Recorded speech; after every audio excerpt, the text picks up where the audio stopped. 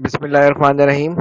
हम अभी तक जो बात करते रहे वो टेंजेंट प्लेन के बेसिस वेक्टर की बात करते हैं। मतलब ये कि एक्स यू और एक्स वी यानी कि partial derivative of x with respect to parameter u and partial derivative of x with respect to parameter of we.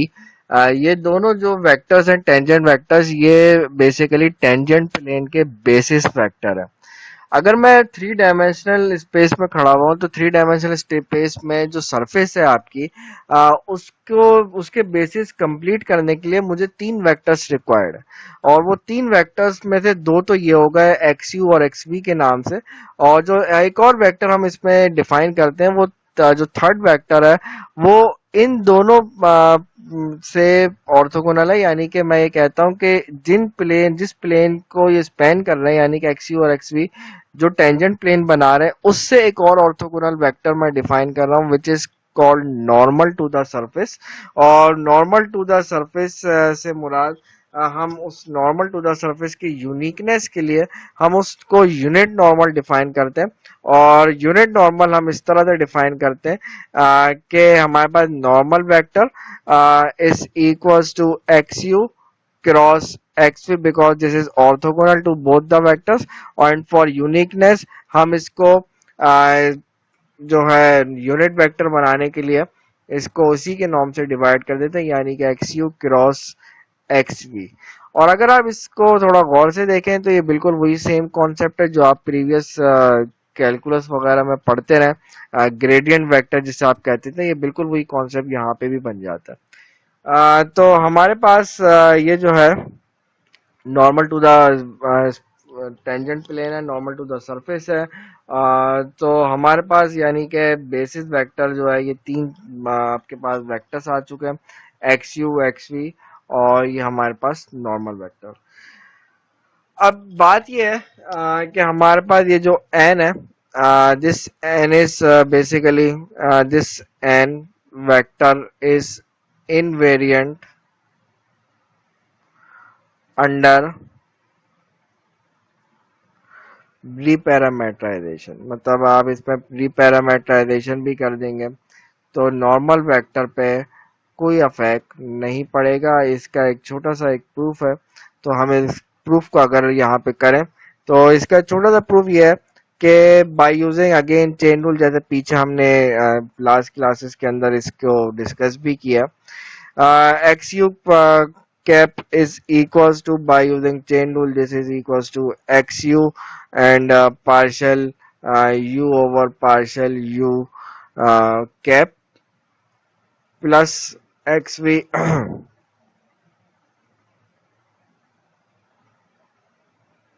partial v upon partial u cap। और सिमिलरली अगर मैं x v cap को define करूं then this will be equals to x u and partial u over partial v cap plus x v and partial v over partial v cap। सो अगर मैं इन दोनों का vectors का cross product ले लूं, if I take cross product of x u and x v, मैं इसको यहीं पे लिख रहा हूँ, यानी कि एक्स यू और एक्स वी का अगर मैं क्रॉस प्रोडक्ट ले लूँ then x u cap and x v cap is equals to हो जाएगा क्रॉस प्रोडक्ट के अकॉर्डिंग ये आ जाएगा आपके पास partial U over partial U cap multiply by partial V over partial V cap minus partial v over partial u cap and partial u over partial v cap। और multiply में इधर आ जाएगा x you cross x we.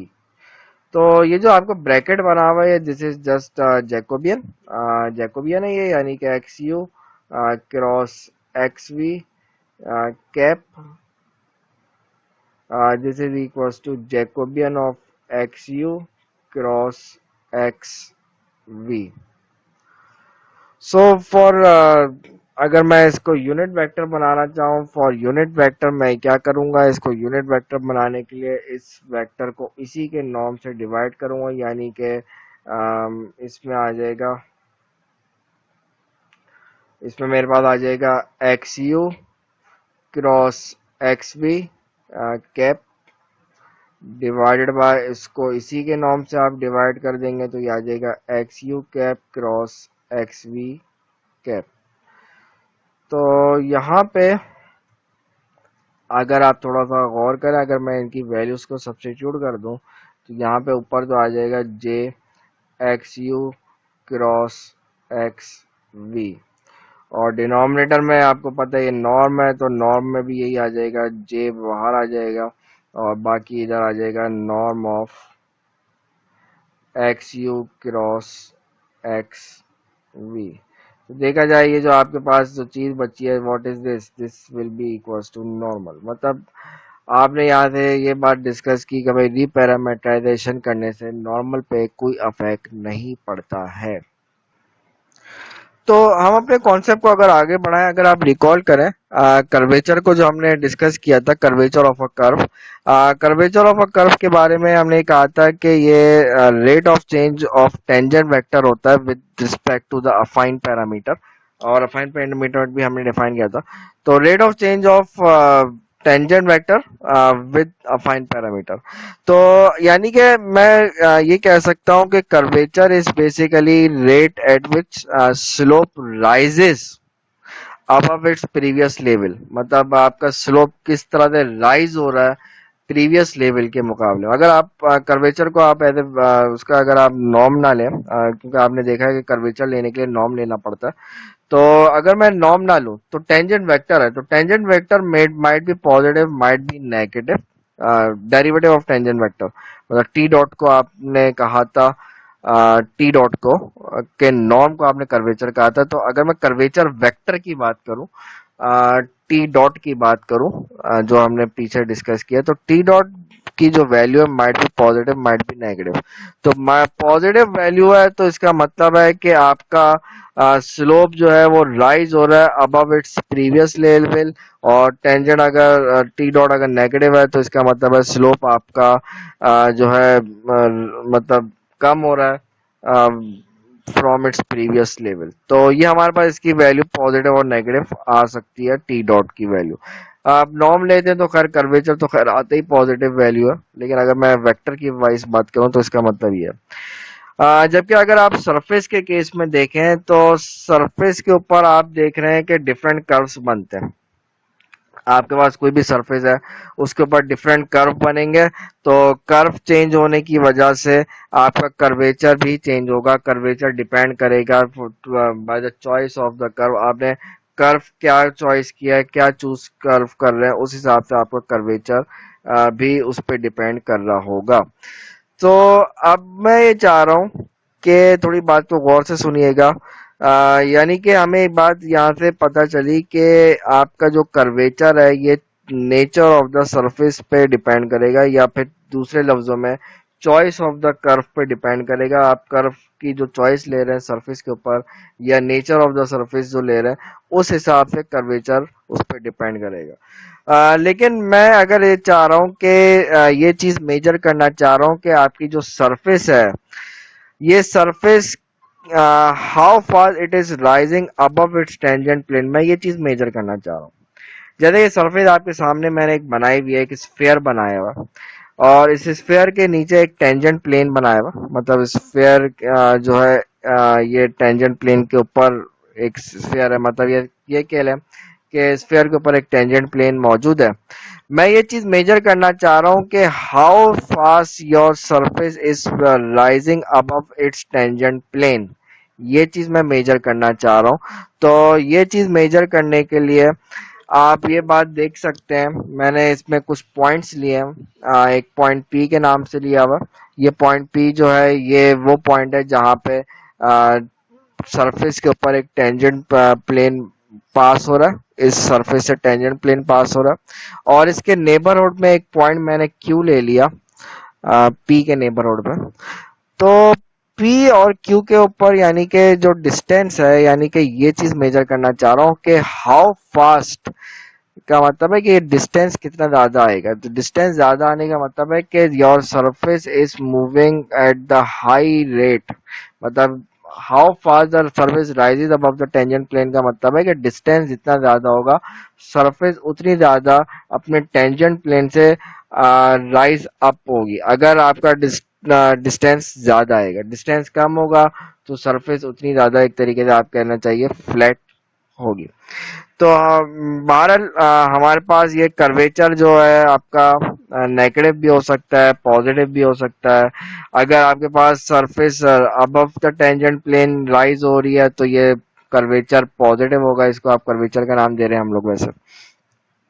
और अगर आपके पास ये जो डिस्टेंस है ये नेगेटिव है तो इसका मतलब है कि सरफेस इस मतलब बिलो द टेंजेंट प्लेन होगी। और अगर पॉजिटिव है तो ये क्या नाम है, अबव द टेंजेंट प्लेन होगी। तो ये चीज हम मेजर करना चाह रहे हैं, तो इसके लिए मैंने दो पॉइंट्स ले लिए पी और क्यू के नाम से। पी पॉइंट को मैंने कहा कि इसके ऊपर पैरामीटर की वैल्यू यू नॉट और वी नॉट है। और अगर मैं पॉइंट क्यू के ऊपर बात करूं तो मेरे पास इसकी वैल्यू एक नेबरहुड ले रहा हूँ क्यू जो है पी का, तो वो U not plus D U और V not plus D U है पैरामीटर की वैल्यू पॉइंट क्यू के ऊपर। तो अगर मैं इधर distance between P and Q find करना चाहूँ देन इट विल बी कुछ कॉन्सेप्ट जो है होपफुली बात समझ में आई होगी जो मैंने आपको इधर एक्सप्लेन किया। तो इधर जो है हम मेजर क्या करना चाह रहे हैं इधर थोड़ा देखते हैं। अब मैं इसको बकायदा फॉर्मुलेट करना चाह रहा हूँ। हम ये चीज मेजर करना चाह रहे हैं how fast the surface rises above the tangent plane, मतलब ये चीज देखना चाह रहे हैं। तो ये चीज देखने के लिए हम ने ये कहा भाई कि ये मैं देख रहा हूँ डी ऑफ पी क्यू। अगर मैं ये जो डिस्टेंस है इसका नाम डी पी क्यू रख दूं तो ये चीज मैं मेजर करना चाह रहा हूँ। तो ये मेजर करने के लिए मैं फिर कहता हूँ कि ये मेजर करने के लिए आप ये करें कि जो आपका डिस्टेंस dx है इसका डॉट प्रोडक्ट ले लें n के साथ। और इसका डॉट प्रोडक्ट n के साथ लेने का मतलब ये होगा कि dx के बारे में तो हम ऑलरेडी पीछे भी डिस्कस कर चुके हैं। एक्चुअली ये dpq के बारे में आप ये कह सकते हैं कि दिस इज बेसिकली प्रोजेक्शन। ये प्रोजेक्शन है पी क्यू की नॉर्मल वेक्टर के ऊपर। मतलब आपको एक बात क्लियरली फ्रॉम फिगर ये नजर आ रही है, तो इसलिए मैंने डॉट प्रोडक्ट लिया because this is projection of p q onto and. तो dx हम ऑलरेडी पीछे डिफाइन कर चुके हैं, पीछे जब फर्स्ट फंडामेंटल फॉर्म को हम डिफाइन कर रहे थे। तो dx निकालना, दिस इज शॉर्ट डिस्टेंस, तो इसके बारे में कह रहा हूँ कि this is x U not plus plus है sorry D U comma V not plus D V. इसका मैं डॉट प्रोडक्ट ले रहा हूँ एन के साथ। एक चीज मैं ऊपर में वैसे मैं वर्बली बता चुका हूँ। What is point P, P point को मैं डिफाइन कर रहा हूँ। दिस पॉइंट इज इसके ऊपर पैरामीटर पी की ऊपर जो पी के ऊपर जो पैरामीटर्स की वैल्यू है वो यू नॉट और वी नॉट है। और क्यू जो है is the neighbourhood of point P, इसके ऊपर U not plus D U और V not plus D V values हैं इसके ऊपर। तो इसको मैं डॉट प्रोडक्ट लेने से पहले मैं एक काम ये करता हूँ कि ये जो मेरे पास ब्रैकेट लिखा हुआ है इसके ऊपर अगर मैं टेलर सीरीज एक्सपेंड कर दूं जैसे हमने पहले एक्सपेंड की थी, then according to the Taylor series ये हो जाएगा x u d u plus x v d v. ये तो आपके पास इसके फर्स्ट डेरिवेटिव वाली टर्म आ गई। और देन इसमें सेकंड डेरिवेटिव वाली टर्म, इसमें टू का फैक्टोरियल होता है और इधर आ जाएगा x double u d u square. बाकी की टर्म्स को मैं इधर लिख रहा हूँ। इधर आ जाएगा x twice of x u v, इधर सब में वेक्टर्स है obviously, x u v d u d v plus x v v d v का स्क्वायर। ठीक है ना, तो इसमें आगे की टर्म्स भी आएंगी ऑब्वियसली, आगे की टर्म्स भी इसमें आ रही होंगी। डॉट एन, अभी फिलहाल में इसको एन, चलो एन की वैल्यू पुट कर देते हैं। एन जो है हमने पीछे डिफाइन किया है ना एन, तो मैं उसकी वैल्यू अगर मैं यहाँ पुट कर दूं तो ये हो जाएगा x you cross x v divided by norm of x you cross x v. तो ये हमारे पास आगे सिचुएशन अगर आप इसमें देखें तो मुझे एक बात पता है कि भाई ये आपके पास एक्स यू एक्स वी और नॉर्म, मैंने अभी पीछे डिस्कशन कर चुका हूँ कि ये तीनों जो है बेसिस वेक्टर्स हैं एंड ऑर्थोगोनल है। तो यानी कि अगर मैं नॉर्मल के साथ अगर मैं एक्स यू का डॉट प्रोडक्ट लूंगा that will be zero, x v के साथ भी डॉट प्रोडक्ट इसका जीरो आ जाएगा। तो फर्स्ट टू टर्म्स जो है ये तो खत्म हो जाएंगी। बाकी हमारे पास क्या बचेगा, बाकी हमारे पास ये कुछ इस तरह की सिचुएशन बन जाएगी। ये आ जाएगा 1/2, आप इसको चाहें तो एन ही रहने दें, 1/2 फैक्टोरियल या 2 कर दें सिर्फ, फैक्टोरियल तो आपको पता है 2 फैक्टोरियल ओनली 2। तो ये हो जाएगा x u u dot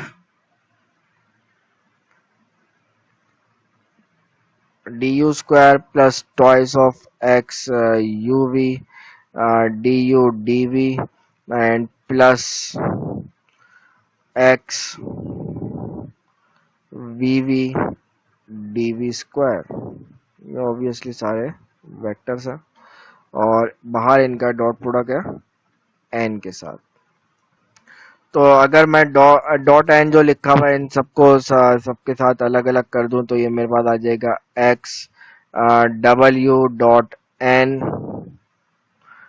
d u square plus twice of x u v dot n d u d v हो जाएगा और plus x v v dot n d v का स्क्वायर। इस साइड पे आपका डी पी क्यू साथ साथ चल रहा है और इधर हमारे पास फाइनली अगर मैं इस चीज को यूं लिख दूं D P Q is equals to 1/2 times of E delta du square plus 2f delta du dv plus g delta dv का स्क्वायर। इसमें अगर देखा जाए what is e delta f delta and g delta, ये आपका ई delta is basically, इसको मैंने नाम दिया एक्स डब्ल्यू डॉट एन को ये नाम दिया और एफ डेल्टा को मैंने दिया x u v dot n का नाम दिया है और इसी तरह से g delta sorry g delta को मैंने नाम दिया x v v dot n, मैंने इसका नाम रखा है। तो ये हमारे पास ये आ गया, ये जो हमारे पास इक्वेशन बनी है, let's say this is called equation number 1। ये equation number 1 is basically called the second fundamental form. अगर मैं सेकंड फंडामेंटल फॉर्म को हम यूजुअली इस तरह से भी लिखते हैं, ओनली इसमें बाकी जो चीज है 1/2 को इग्नोर करके अगर मैं लिखूं तो ये मेरे पास आ जाएगा। अभी मैं इक्वेशन नंबर 1 को थोड़ा इंटरप्रेट करूंगा, पहले मैं जरा सेकंड फंडामेंटल फॉर्म को डिफाइन कर दूं।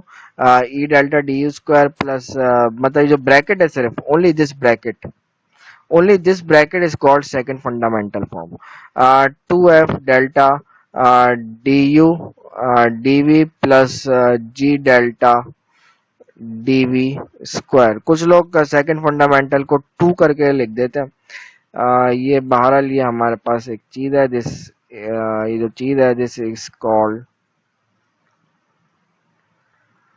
Second fundamental form. अब जरा इक्वेशन नंबर 1 को हम इंटरप्रेट करते हैं। हमने डीपीक्यू के बारे में कहा था कि ये डिस्टेंस है पी और क्यू के दरमियान, पी पॉइंट जो है ये टेंजेंट प्लेन के ऊपर पॉइंट है, और क्यू पॉइंट जो है ये हमारे पास जो है कोई नेबरहुड पॉइंट है इसका। तो हम ये कह सकते हैं कि ये जो सेकंड फंडामेंटल फॉर्म है, ये सेकंड फंडामेंटल फॉर्म जो है ये ट्वाइस होती है distance between P and Q का। इन दो का ट्वाइस है, तो यानी कि आप सेकंड फंडामेंटल फॉर्म से यही बात मेजर करते हो कि how fast the surface is rising above the tangent plane. तो इधर आपने देखा सेकंड फंडामेंटल फॉर्म में मैंने डीएस के नीचे छोटा सा एन लगाया हुआ है। यही मतलब है इसका कि आप इसमें प्रोजेक्शन ले लेते ना, इसका जो पी क्यू का मैंने पीछे लिखा भी था, प्रोजेक्शन लिया था आपने, अगर मैं आपको दिखाऊं पीछे वाली स्लाइड में, ये प्रोजेक्शन हमने लिया था पी क्यू का एन के ऊपर, तो इसलिए हमने जस्ट ये रिप्रेजेंट करने के लिए कि आप एन के ऊपर इसका प्रोजेक्शन ले रहे हैं, और ये सरफेस राइज कितनी हो रही है टेंजेंट प्लेन से ये मेजर कर रहे हैं आप सेकंड फंडामेंटल फॉर्म से। तो यानी कि हम ये कह सकते हैं कि दिस सेकंड फंडामेंटल फॉर्म जो है ये basically twice the distance between P and Q होता है। और ये पी क्या है, क्यू क्या है? पी पॉइंट तो ये टेंजेंट प्लेन जहाँ पे टच हो रहा है सरफेस से, ये पॉइंट पी वो है, और क्यू इसका कोई नेबरहुड पॉइंट है। उससे आप मेजर करना चाह रहे हैं कि भाई कितना फास्ट राइज हो रही है टेंजेंट प्लेन से अबव द टेंजेंट प्लेन। तो ये आपका ये चीज हो गई।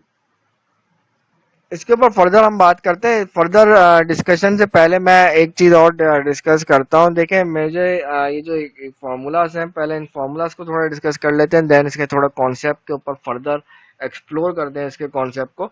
आप पहले अगर इसके फॉर्मूलाज देखें जो हमारे पास सेकंड फंडामेंटल फॉर्म है, इसके जो कोफिशिएंट्स है ई delta f delta G delta, इनकी एक ऑल्टरनेटिव एक्सप्रेशन भी होती है। तो अगर मैं यहाँ पे पहले इसकी ऑल्टरनेटिव एक्सप्रेशन पहले हम डिफाइन करें, तो पहले हम लिखते हैं इधर,